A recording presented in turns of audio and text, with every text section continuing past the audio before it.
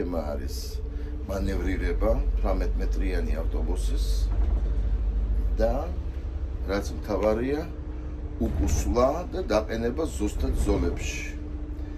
ეს ეხმარება შემდგომში უკვე მძღოლს ქალაქში რომ მართოს ეს საკმაოდ რთული სატარებელი მანქანა, რადგან არის შესახსრებული და გარდა იმისა, რომ მთავარი ნაწილია ავტობუსის სამართავი, ამას ემატება კიდე ის მისაბმელი, რომელიც ჯამში გვაძლევს 18 მეტრს.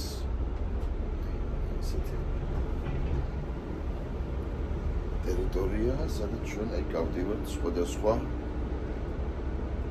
ფიგურებს ხაზავთ ავტობუსის და დავალებებით შედგება სხვადასხვა მოდულებისგან.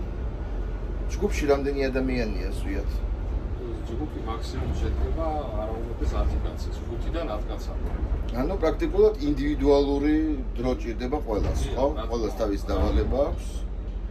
და ყველას აქვს საშუალება რომ ის ელემენტი, რომელიც არის პროგრამის მიხედვით გამოიმუშაოს. შეზღუდული არ არის რამდენი ხანის დასჭირდება.